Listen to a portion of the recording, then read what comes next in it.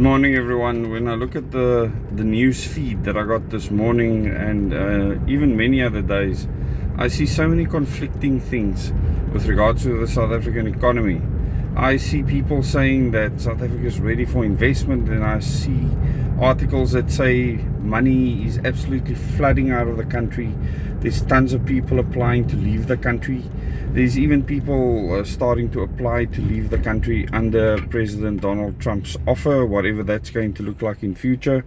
And people have been fleeing South Africa for a very long time, and mainly because of crime. And typically what happens is that people are victims of violent crime. Either armed robbery or some physical altercation, people threatening them, whatever the case may be. And I mean, I've myself been the victim of that many times in the past. I've been a victim of theft, etc. My bank card was stolen not so long ago out of my car. I've been inconvenienced incredibly by the crimes in South Africa.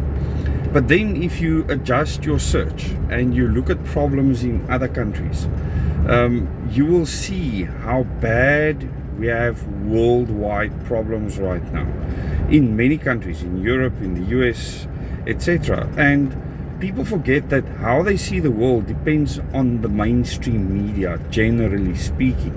And that some people might on YouTube, which is really one of the largest visited platforms outside of Google, might find alternative news there. And that news can be as widespread as someone's crazy ideas. So you have a lot more work to do to actually find out whether you're reading something that is credible, something you can use as information, etc. And that means that you need to stick with specific news sources. And some people will swear by News 24. Some people will swear by the Daily Maverick. It depends on the person and their perspective. What I'm asking people to do is to search further than just your newsfeed, because your newsfeed is tailor-made to influence you in a very specific way. And the SARS Commissioner Edward Kieswetter has said very specifically that they'll be using AI to track down taxpayers. Now, for them to have many of the information they have now already tells me that every swipe of your card, if you have these rewards cards with whichever company, that information filters through, and they can build not only a record of what you say on social media, but a record can be built of your financial spending, how much money you are spending in a year, and tax can then be allocated to that in SARS's mind. In other words, they can say that so much of that money should have been paid in tax. How does SARS know this?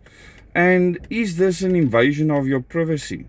Because I do believe that citizens of a country have a right to withhold tax if they feel the government is not delivering the services. Otherwise, the constitution of that country becomes pointless. If the government cannot be held to account, and not just through elections, but with what they do during the 5 years of being elected officials, then we have a serious problem, because then it's a dictatorship. You're being governed over instead of us being the government, and the elections are just a foofy to make you think that you have some kind of power. Now, a lot of people might believe that this is the case. We can change that by changing the governance system in the country. Now, a lot of people will say this is impossible.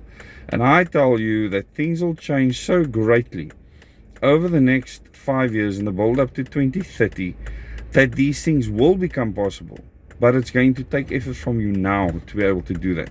So go and visit our website, www.beyondpolitics.co.za, and look at the solutions we offer there.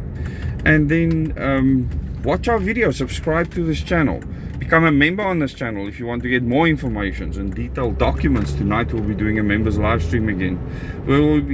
We will be discussing documentation you're not going to find on other YouTube channels.